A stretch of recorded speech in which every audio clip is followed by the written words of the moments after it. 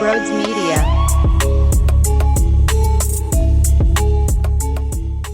Yo, what's going on, everybody? Welcome on into Sports Talk with Broads. Cjgj headed to Houston. I didn't think I saw this coming, but I'm still chilling. Howie's gonna cook. In Howie, I trust. I always think of it like this, and it's simply put, but knowing the competitor Howie Roseman is, it's Kobe. You should never have to question Kobe's effort. He's in the gym at 5 a.m. He goes through 2 workouts before someone's even up. He's going to do everything in his power to play the best ball he can on that given day. You don't ever question the effort. I don't know if Howie Roseman's going to knock out of the park every tiny decision made, every big decision made, every average decision made. I don't know.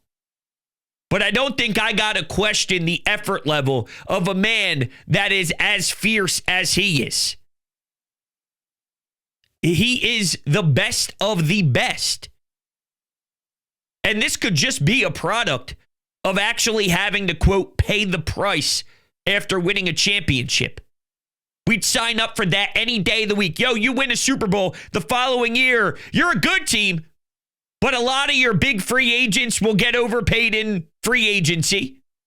And when you look ahead and preview what you're about to pay Q, what you're about to pay Jalen Carter, what you're about to play Cooper DeJean, this is our version of paying the price. People think it comes looking like Dak Prescott 60 mil on the books. People think it's something where it's a large cap hit that you can't just maneuver around. It's not that. How we can manipulate it to the point where we are still going to field a highly competitive team at the top of the NFC, fighting for the NFC East. But this may be our version of you got to pay the piper. And guess what? If that's the case, you got to appreciate it. I'm definitely never going to lose that perspective because that's the damn truth. You just saw what Myles Garrett got, right? What do you think Aaron Donald 2.0 is going to cash in at? You have to start thinking about that now. You don't say, oh, well, there's X amount of years left on the... Yeah, exactly. You want to be the Cincinnati Bengals and T. Higgins? You don't play that game. You got to start working with Howie Roseman early. Cjgj was on a stream, and he said something very similar to that these young cats, they deserve an opportunity to get the bag. No hard feelings. And he goes to Houston. Then you get a backup guard / project in return. I don't know what he's going to end up being. He was a first-round pick that failed. Sounds a lot like Mekhi Becton, doesn't it? And Mekhi Becton was a tackle. This guy was at least a guard. Played the other side of the line. And I don't know what he's going to be, but I trust Jeff Stoutland. If Jeff Stoutland goes, yeah, that skill set, bring him on in. I mean, Mekhi Becton just went from I'm out of the league to Super Bowl champion, Super Bowl starter on one of the best offensive lines the Philadelphia Eagles have ever seen. Think about what the importance of that statement truly is. You know what I mean? Come on, man.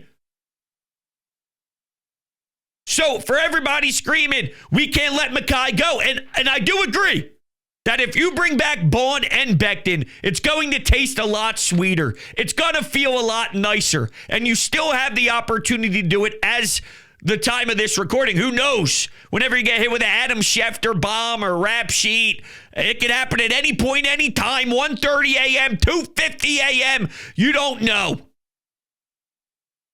Whenever you don't refresh Twitter for 15 minutes, you almost have a heart attack every time you go to the top. Now, maybe that's a personal problem on my end, and it probably is. Damn. Let me tell you what's not a personal problem for me. My lawn. All right, if you're stressing about your lawn this spring, my great friends over at Green Lawn Fertilizing can help. They are based in the Philadelphia area, and they are the best in the market. Experts in New Jersey, Pennsylvania, and Delaware, and they are extremely knowledgeable. Listen to this. They've created a custom blend for your lawn that helps recover from the previous drought we had, and they are offering 2 free treatments and 10% off for all of you early birds. Green Lawn Fertilizing officially started treating lawns this past Monday. So for them, spring is already upon us. Make sure you check out the link in the description, which takes you right to their website through my link. And it's one big family. It's actually insane how close we've gotten. It is a relationship and a connection that goes a lot farther than just the lawn. You become one with them. And it's really one of a kind. Make sure you check out Green Lawn Fertilizing. All right, so here's something that you also have to note. Cjgj is a pain in the ass. He's a headache. Now, some fans feel all goo-goo gaga towards Cjgj, and they're heartbroken, they're devastated, they cannot believe it, they're going to lose sleep. Cjgj is a good player. Don't you dare ever say that he's the life and blood of this defense when Cooper DeJean has the highlight of the year where he picks up Derrick Henry and throws his soul into the turf. You're going to tell me that Cjgj, he's a personality. He's a really good starter for you within the Vic Fangio system. Darius Slay, a big personality, but they filled a solid spot on the defense. They're not the pure life of it all. Cjgj being the one in particular I'm referencing here, but I applied Slay to the conversation. I think they're closer to expendable than not. Jalen Carter isn't. DeJean isn't. Q isn't. Bond, all pro. He went from 1 year prove it deal that you play a position you've never really attacked like this, and he becomes the best in the entire league. You are spitting in the face of those men. Cjgj was a part of that. He played an important role into that. He's a good NFL starter. But it's weird to have that type of skill level and watch yourself leave the Saints, New Orleans, leave Philadelphia the first go around, leave the Lions to come back to the Eagles, and then you're shipped out again. Don't you think that there's probably a correlation between his obnoxiousness and his pain in the ass and the fact that he's that talented but hops around teams nonstop? I do believe it was a financial move more than anything. But at the same time, down the road, you know, everyone's like, Burks only got paid this, and Isaiah Rodgers only that. Yeah, but if you add that all up, what you're saving with no longer having Cjgj, not paying Burks the couple $1 million he made for his contract, Isaiah Rodgers going to Minnesota. And let me tell you something. If by the end of this season, you sit down and you study who the Philadelphia Eagles were, and your takeaway was, if we had Isaiah Rodgers, we are winning a Super Bowl, I'd be floored. There's no way Isaiah Rodgers either makes this team sink or be at the top of the top.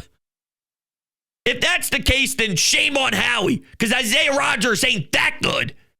And maybe Ringo's ready. Think of it from Ringo's mindset. He had a cup of coffee, he had some experience, and then he watches Slay all day, and then he watches Q all day. I can't shake that from my brain.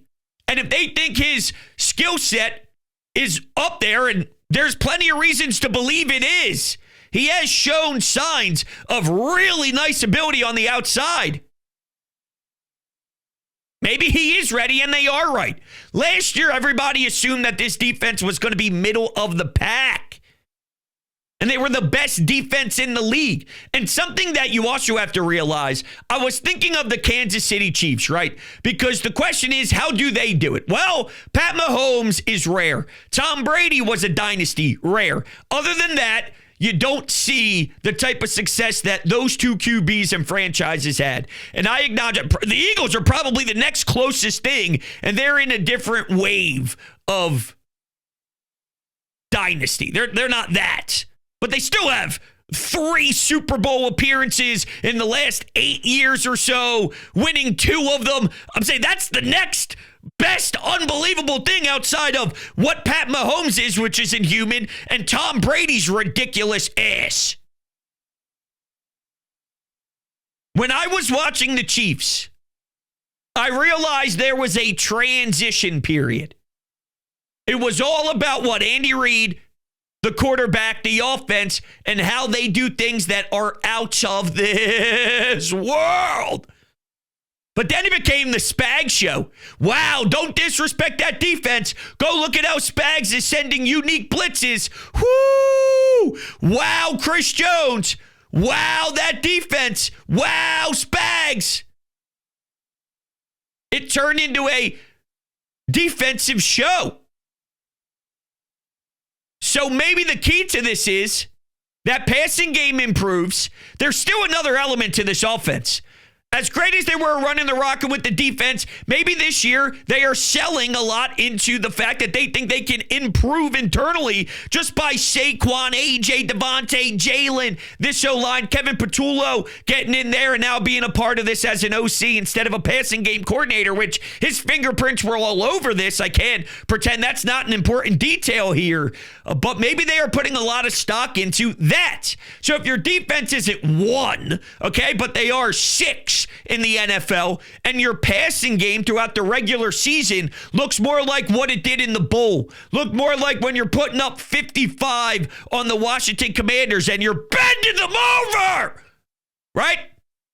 Maybe you get to add a couple more where you move up 5 or 6 slots in the passing game. Is that still a dominant force that just looks different, where it's not going to be identical? Running it back is difficult.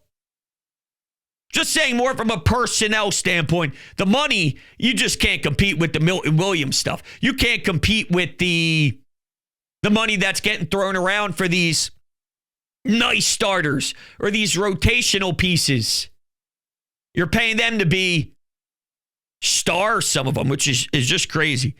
So, yeah, I mean, when I look at what Howie Roseman has done, I'm feeling like they know what they're attempting, and it was going to take a long time.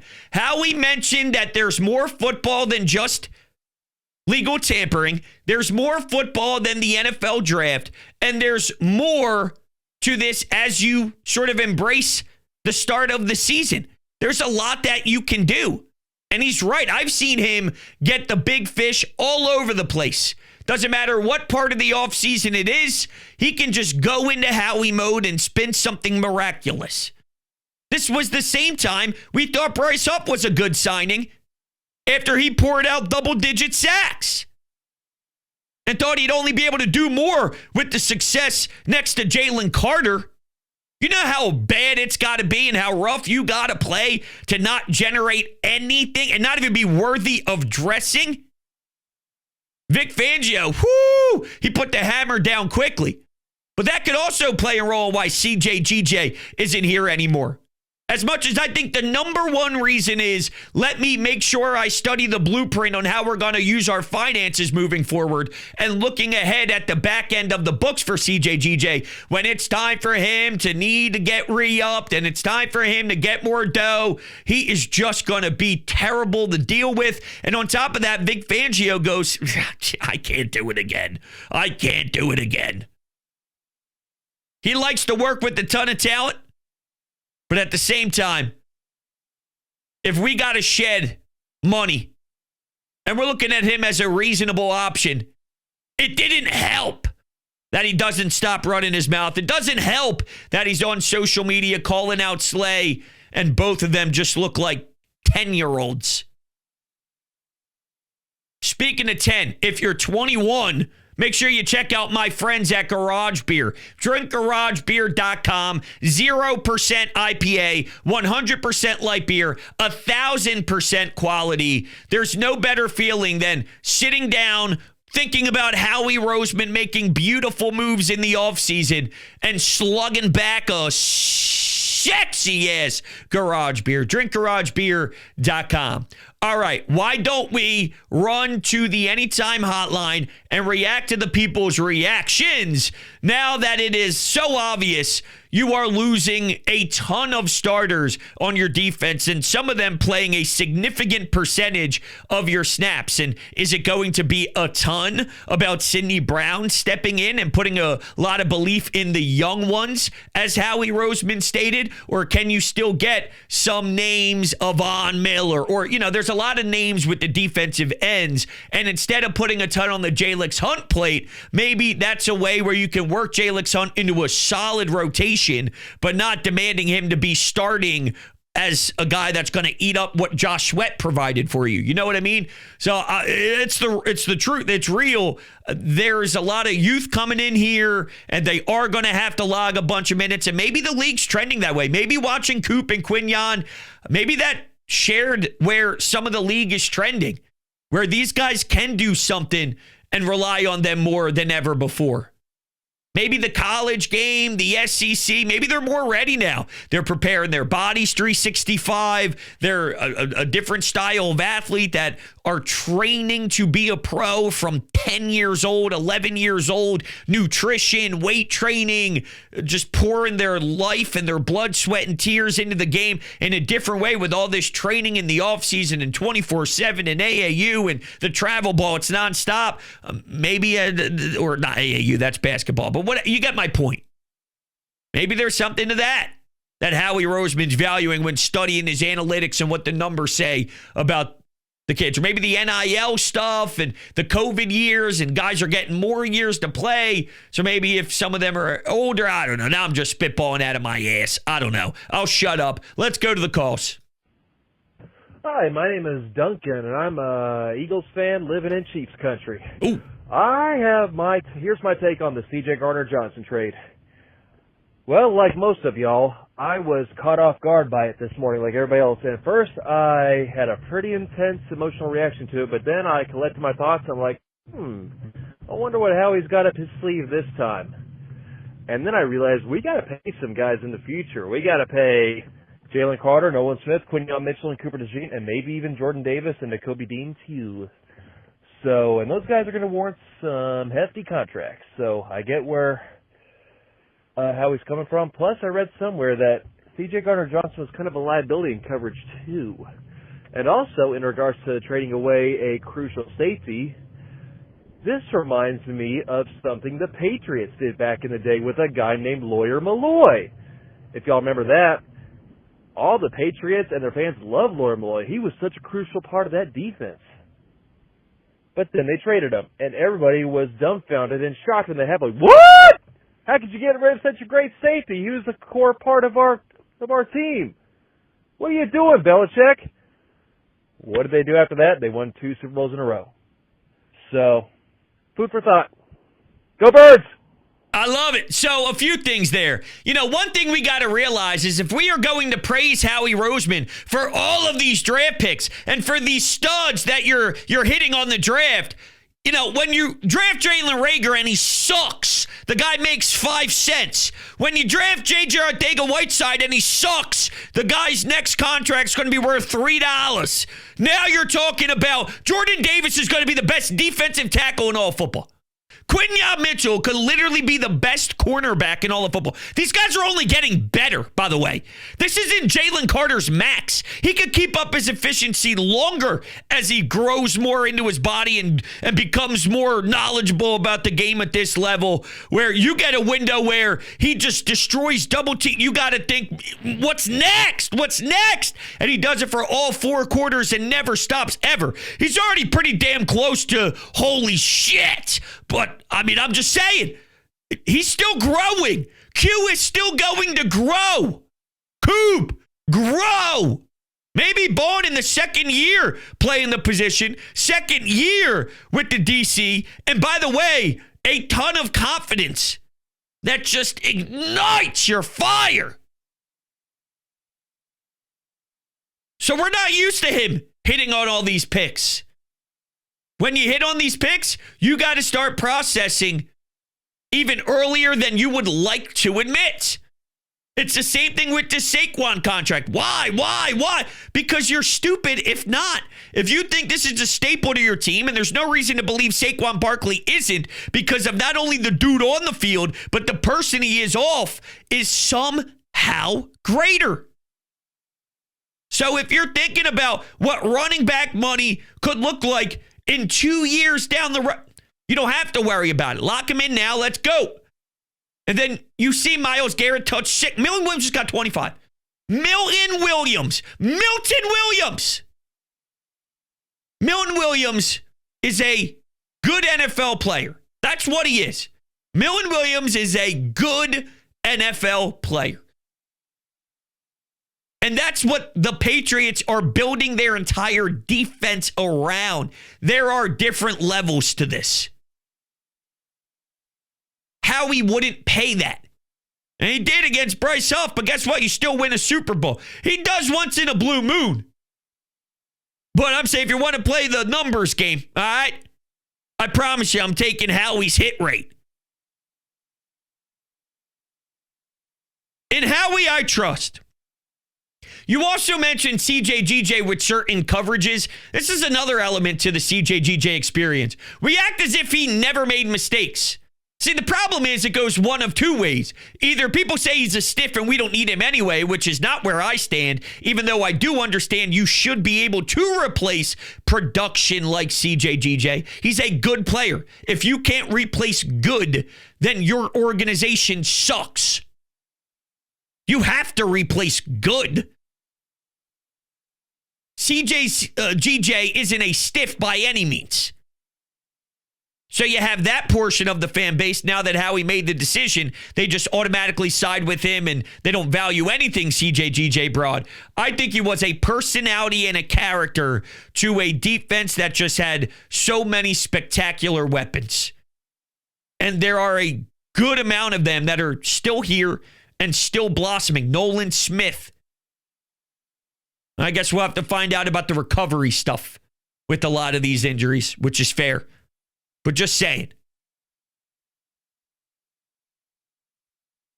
I'm excited for what he does. I'm almost so damn intrigued by this offseason, it's not even funny. I almost like the fact that it's going this way because I want to study exactly how Howie Roseman does this.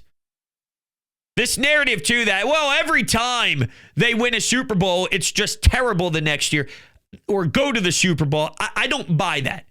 After 2017, Howie said it himself, it's like having sex for the first time. You just can't even understand truly what you're doing. It's just unbelievable that you finally got one in a city like this. I don't know if anybody knows truly how to handle that. Maybe Howie Roseman, looking back, reflects on some decisions and realizes that I can't follow that path again, which would make a lot of sense. And then after the loss in Arizona in the Super Bowl, they did start out the following year 10-1. So there was something to the talent on the team because you don't accidentally win 10 out of 11 games in the NFL. That's too big of a sample size. They collapsed, so there was something wrong with the chemistry of the group. But with bad talent, you can't win 10 out of 11 games. There was talent there. It just didn't mesh the way we would like to. Then, of course, there were probably more flaws than we would like to admit, but that's the way that I view that. And then this year, I think there's some housekeeping stuff you have to do, which is the nature of winning. You take that payoff any day of the week. But even through those struggles and through some of the hard, difficult decisions you have to make with personnel, maybe Dallas Goedert being included in this, if that's something you have to deal with, but it comes with a Lombardi trophy and you can still do something to keep your team very competitive and still in the race with all the other NFC teams during this process, it's not even a discussion. You know what I mean? All right, back to the phones. Yeah, I just saw the news about Cjgj Gardner-Johnson, and let me tell you something. Clearly this guy is an absolute idiot, whether it's behind the scenes or whatever. But clearly, this guy's a complete idiot. 4 teams in 4 years. I mean, you could say 4 stints because he was with the Eagles 2 times in those 4 years. But what does that tell you about him? I mean, this guy is just an absolute idiot. He runs his mouth on social media like he's some great safety. I mean, he's a pretty solid player, but he's no Ed Reed. He's no Brian Dawkins. So for him to come out and make comments that he does, talking shit about Jaden Daniels and all these other players, I mean, it's just a joke. It's funny that it comes out of a mouth where he's been traded and dealt around a couple times. I mean, it's just quite an embarrassment, and I think the Eagles really don't need that in their locker room. So I don't. The trade was what it was, and he's not that great of a player anyway. So, well, see, that's where a few things. I don't think he's an idiot. I think he just has a big mouth. I wouldn't do everything. I'd call some of it immature. I don't relate with that style, but I don't know if he's an idiot. I mean, I personally wouldn't go that far. And I do think he's better than you're giving him credit for. Yeah, of course he's not Brian Dawkins. Of course he's not one of the best safeties ever. But he still did bring something here. And you did win enough twice now with him in this organization where his value is definitely there to some level. It's just you need to make calculated, not risks, but I guess to a degree risks if you're asking young players to step in and fill the roles of guys like Slay, who's done it forever. I hope you can find ways to get creative and still get good safety production. Reed Blankenship, maybe. Sidney Brown, that combo. Or they do something where they have a trick up their sleeve and nobody's really anticipating it. Would it surprise you if he had something brewing behind the scenes? Now, I guess I'd say yes, it would surprise me just because I don't think they're going that way. But if it would surprise me, it wouldn't surprise me because that's what Howie Roseman does. I know that made no sense, but it does actually make sense if you think about it. All right. Let's take another call. Let's go to Sean. I haven't heard from Sean in a while. I read your post on X about what's going on, Hunter, and I'm kind of lockstep with you. I still trust that Roseman knows what he's doing. God, I hope so, because right now it does look bowling shoe ugly. But again, you know, I've got to give this guy the benefit of the doubt, and he hasn't lied. I mean, he came into this offseason telling people that this roster had to get younger. He came into the offseason telling people that certain players that everybody thought were going to be here aren't going to be here. I mean, Cjgj Gardner-Johnson may be the first domino to fall. I'm a believer in where there's a lot of smoke, there's probably a raging fire, which leads me to believe that Dallas Goedert is going to be playing elsewhere also. But I have to put everything together. I can't look at pieces individually until the puzzle is put together as a whole. After free agency, after the draft, going into minicamp, if the roster's in disarray, then yeah, I'll voice my displeasure over it. But right now, it's still too early to tell, and we still have the other elephant in the room in closing. Slay hasn't inked a contract in Pittsburgh yet. Yeah, there's probably going to be something on Wednesday for that. But listen, I co-sign everything you just said. I think you laid it out perfectly. Right now, you removed a couple of puzzle pieces away, but you didn't replace those puzzle pieces yet. Let's see when you replace the puzzle pieces, what this looks like. And this isn't one of those where you open up, it's 100 pieces and it only fits one way. The beauty of sports with roster construction is there are multiple different rosters that you can construct that have the power to win a title. So while this one worked on this given year, you can still be methodical and dance some things around to make it fit all in a different way and still reach that ultimate prize. Now, I also think John McMullen, who covers the Birds for Jacob Media and Sports Illustrated, he laid out a tweet, and I kind of want to read it for you because I think it does, again, describe this perfectly. A little reset on the Eagles and what's going on. The Bengals' Joe Burrow made some news in the offseason when he said the Eagles are paying everybody. Howie. That's been the perception around the league and the fan base because the organizational philosophy has been cash over cap. It's taken for granted that Jeffrey Lurie will sign off on anything and everything. Last season was an extremely expensive one for the Eagles, who are number one in cash spending over the last decade. The correction this year is about the future and upcoming extensions, most notably for Jalen Carter, who was almost certainly going to set the market at defensive tackle, and Cam Jurgens, who will be close to that at center. The Eagles also prioritize getting Zach Bond back and put him near the top of the off-ball linebacker market. The trade of Cjgj is more about the cash savings, which is $8.5 million than cap space. The more disciplined approach to what's coming in the near future is also the reason it may be difficult to bring Dallas Goedert back. We will see how that shakes out. The overall strategy is never just about one moment and one move. Like, if that's not perfect to a T about how I feel, how Sean feels, and hopefully how a lot of you feel out there, then I don't know what will, because the extreme opposite came in after from David, and he says, Broads, there's no plan. They took 3 steps back. I pray we hold it down at the draft and strike gold. I mean, I promise you, I'll put my savings on it that Howie Roseman has a plan. Now, that doesn't mean it's a good plan. That doesn't mean it's an elite plan. That doesn't mean it's going to work. That doesn't mean it won't work.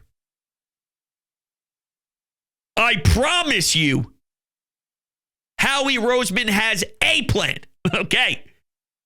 If you ever watched him maneuver through his moves and thought to yourself, well, this guy doesn't know anything. This guy is just pulling random moves out there, and it doesn't align. Now, he's got a plan. That would be the dumbest thought in the history of thoughts. Howie? You think Howie is just doing things randomly? Come on, man. This guy's always prepared, always ready for something. Whether it cashes out or not, it cashes out more than it doesn't. At the same rate, he's putting in the time to think of something detailed to execute to have this team fighting for a championship again after winning one. Think about having 3 with 2 back-to-back. And that gets to sit in your office at home when you're with the kids, when you're older, you're 70, 80. Hopefully you're still doing this for the Eagles. And we got 19 Super Bowls. But you get to walk into your house and you get to have the family over, the grandkids, the great-grandkids, even when you get older than that. And you say, see that right there? That was when we went back-to-back in 24-25. I was cooking. They had something called Howie season. Yeah. And then his grandkids don't believe him. Unreal. All right, everybody, I'll shut up now because I have no clue where this is going. Thank you guys all so much for hanging out. I greatly appreciate it. I will catch you all on the next one. Go Birds!